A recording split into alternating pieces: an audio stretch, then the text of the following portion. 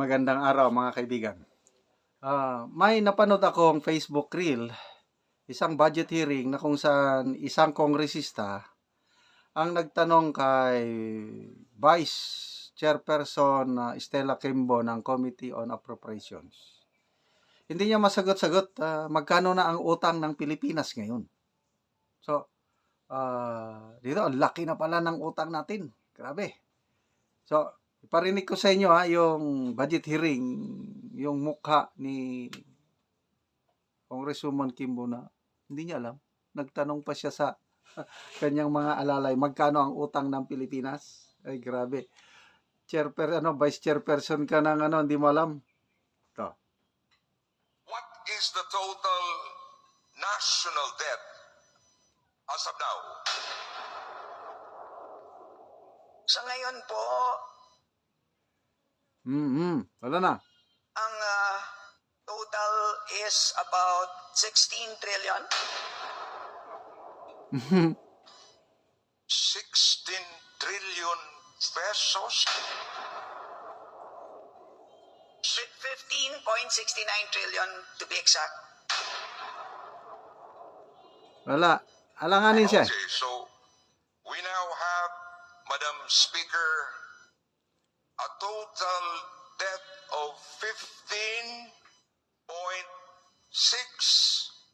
trillion pesos. Just a year ago, this was, Madam Speaker. Okay. 15.6 trillion pesos. I think that was a month or 2 months ago. Baka by the end of this year, aabot na yan ng 16 trillion pesos. But anyway, balik tayo kay Congresswoman Kimbo. Vice Chairperson Committee on Appropriations. Ang Kongreso ang nag-a-approve ng budget. So dapat kung ikaw ang tig-approve ng budget, di ba importante na lalo na sa appropriations, alam mo magkano ang utang. Lumalabas dito, si Congresswoman Kimbo hindi niya alam ang kanyang trabaho dahil 16 trillion, tapos titingin sa kanila. Those are very basic kung ikaw vice chairperson. Diba? Anyway, ang laki na ng utang natin. At ito, merong pahayag ni Attorney Vic tungkol niyan. Nung in-interview siya after na nag-file siya ng kanyang kandidatura, in-interview siya ng TV5. Nabanggit niya yan, yung budget natin ngayon for this year na 5.7 trillion. Nako, sobra kalahati yan utang. Mabuti lang sana kung yung utang na yan ginagastos para sa taong bayan, napupunta sa bulsa. Pakinggan natin si Attorney Vic. Medyo matagal.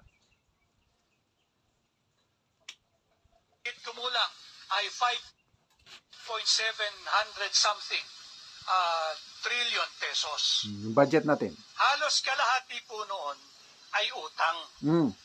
Sapagkat yung kalahati higit kumulang ay na-source from revenues. Yung mga koleksyon ng gobyerno sa importation, sa taxes, sa lahat. Higit kalahati po noon ay utang. Utang na nga yung higit kalahati, siningitan pa ng 800 billion na Presidential Pork Barrel Funds. At yung 800 na yun, inutang yun. May interest yun. Tayo, kayo, mga pamilya natin, mga anak natin, yung mga kabataan, at yung darating pang salinlahi ang magbabayad nito habang sila ay nagpapakasasa, habang linulustay ang pera ng Pilipinas. Yan ang masaklap na katotohanan. Okay? So, inutang na nga, binulsa pa. walang problema sana yung mangutang kung gastusin para sa taong bayan. Sa dagdag na pahayag ni Atty. Vic, narinig ko is ang computation niya, sa bawat Pilipino, kahit yung kapapanganak pa lang, ang share ng isang Pilipino na babayaran, 180,000 pesos. Yan ang computation ni Atty. Vic. So kung kapatid o kaibigan, sa pamilya mo, mag-asawa kayo, may 3 kayong anak, 5 kayo. May utang kayo na 180,000 times 5. Kano na yun? Zero. Halos 900,000 pesos. Halos isang milyon pesos ang utang ng isang pamilya na may 3 o 4 na anak. Babayaran mo yan, babayaran natin yan unti-unti habang tayo ay nabubuhay. Babayaran natin yung utang na yan. Mabuti sa kanila yung mga mambabatas o mga opisyalis sa gobyerno dahil silang gumagastos na kunwari para sa taong bayan. Paano ginagastos? O yun, biyahe sa abroad, yun, intelligence fund, confidential funds, ayuda. So yung ayuda napakalaki. Mabuti sana kung lahat ng ayuda napupunta sa mga nasa laylayan, baka kung napupunta saan-saan. So, yun na po ang masakit na katotohanan nangyayari sa ating bayan. Tinanong ng TV5 si Atty. Vic Rodriguez. Kasi ang plataforma ni Atty. Vic Rodriguez is labanan ng korupsyon. Tinanong siya, ano sa tingin mo itong Marcos administration, lumala ba ang korupsyon?